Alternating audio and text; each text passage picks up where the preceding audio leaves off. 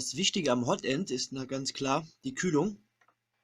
Und hier, dieser Bolzen, ist dieser Führungsstift. Der sollte im besten Fall immer Teflon geführt sein. Also achtet darauf beim Kauf. Das Hotend hier hat 12 Euro, kostet 11,99 und ist Teflon geführt.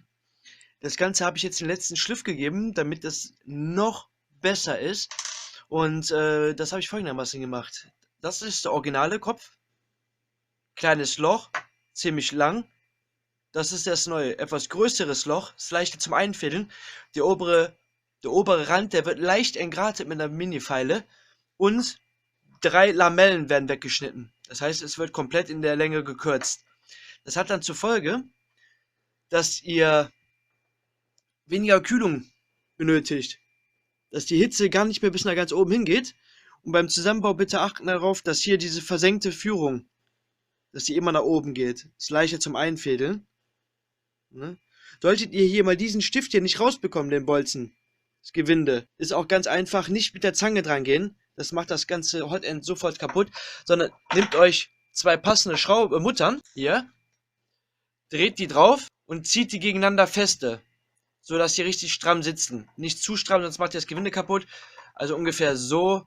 Und die nächste direkt da drüber und zieht die feste. So, und dann braucht ihr nur an der hier drehen und schon löst sich der Stift. Jetzt zeige ich euch mal kurz, wie das Hotend montiert ausschaut. So sieht es nun aus. Hier ist jetzt nun genug Luft. Die Hitze kann gar nicht mehr so bis hier oben hinsteigen. Es ist ja wichtig in dem oberen Teil, dass es da keinen Stau gibt, ne? Und deswegen soll man den oberen Teil oder muss man den oberen Teil immer schön kühlen.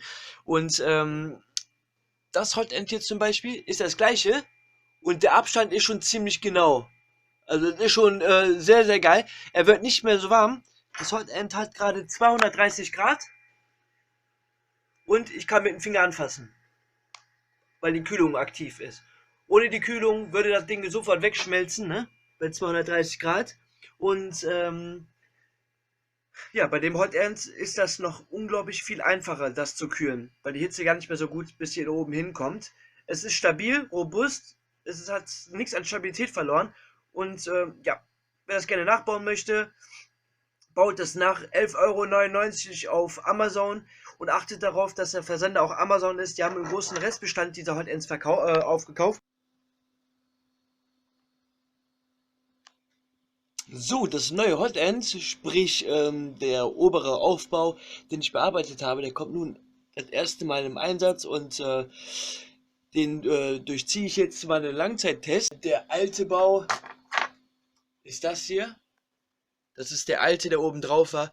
Und der ist ja jetzt hier um 3 Limellen gekürzt, damit die Hitze hier gar nicht mehr so aufsteigen kann, weil das hier ist der wichtigste Bereich hier, wo am schnellsten die Hitze aufgegeben wird. Und Alu ist bekannt, dass es ein absolut krasser Wärmeträger ist und dadurch heizt sich halt der obere Teil sofort auch mit auf.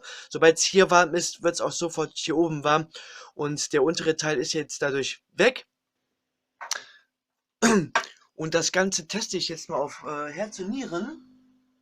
Und hier drin ist ganz schön, in dem Gewindestift ist diesmal kein Teflonschlauch. Also hier ist keine Teflonführung drin. Und ich nutze das Hotend schon seit einem halben Jahr ohne Teflon. Wenn man das richtig angeht, braucht man eigentlich auch gar keinen Teflon hier drin. Es ist gut, es beugt vor. Ich kam damit immer bestens zurecht, ohne, aber mit ist natürlich absolut Traum. So, und der Lüfter hier oben, der ist jetzt auch schön angeschrägt. Das heißt, der bläst jetzt hier nur noch auf den oberen Teil drauf. Und hier soll die Luft sowieso nicht hin. Darf nicht dagegen kommen, die Luft.